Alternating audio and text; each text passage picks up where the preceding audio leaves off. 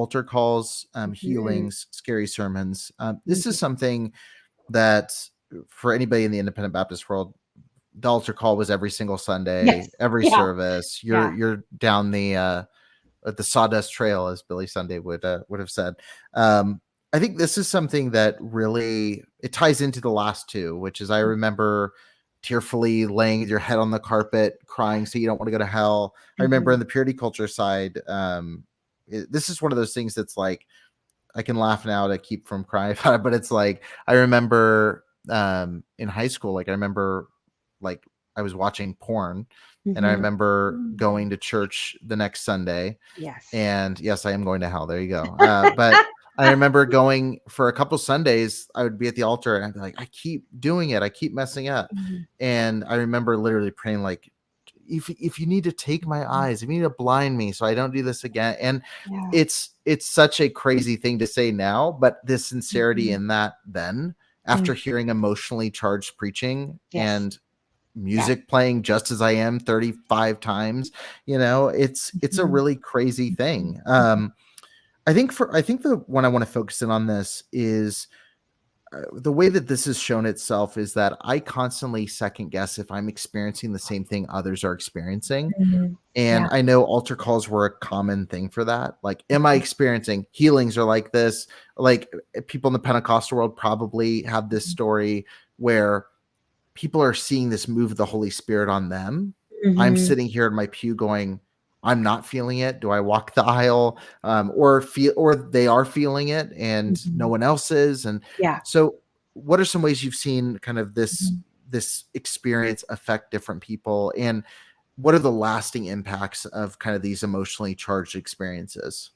Yeah, well, I think what I'm hearing you say kind of boils down to self-doubt, like, I can't trust Yeah. myself. I don't have resources inside of me that lead towards wisdom or Hmm. insight that I can use and apply to a situation, and I Right. think in a lot of ways, that's what those are all about.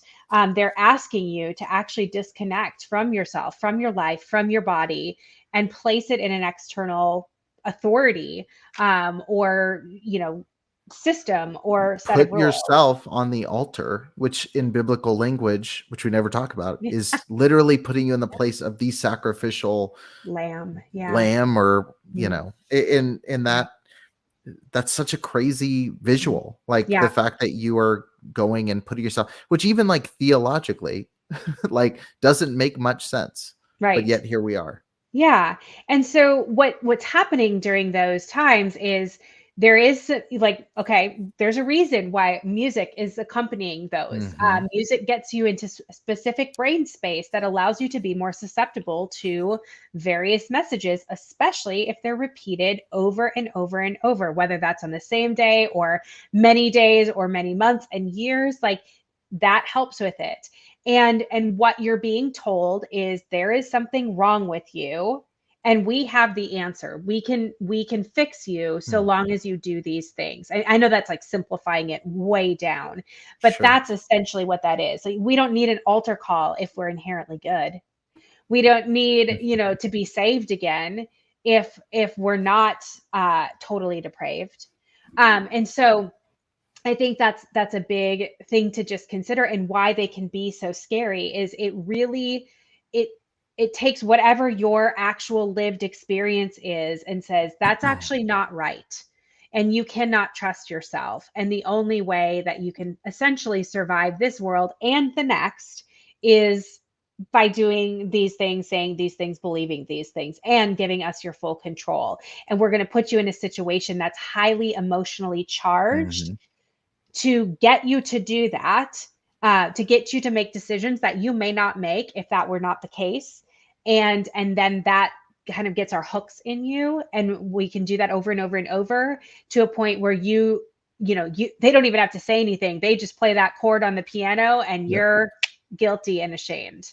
Yeah. There's Sadie Carpenter who does the Leaving Eden podcast. Mm. She talks about Jack Scott at First Baptist Church of Hammond. Like literally, the design of the auditorium was the the floors in the auditorium were slanted downward, so people would Mm. move down the aisle faster to get to the altar. and it would make them go up slower back to their seat. Mhm. So it was all like very strategized and planned Yeah. out.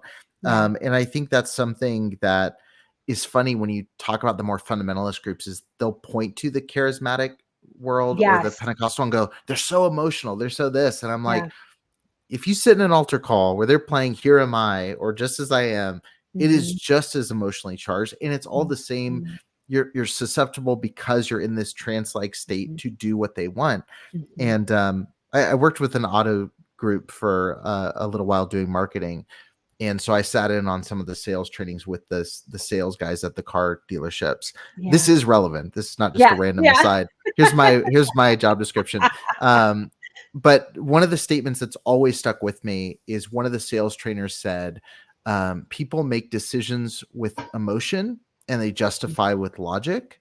And I Yes. think so many people's, that's talking about buying a car, Mhm. but I think a lot of times in religion, it is that thing. It There's is. that emotionally charged moment in which you sign the contract, you Mhm. pray the prayer, you do the thing, and then you Mhm. start learning apologetics, and then you start learning philosophy, and then you start going to Bible college and doing your 1 year Bible program, which turns into Mhm. 4 years of Bible college. And you're justifying this emotional conference decision with all of this logic that makes that moment okay.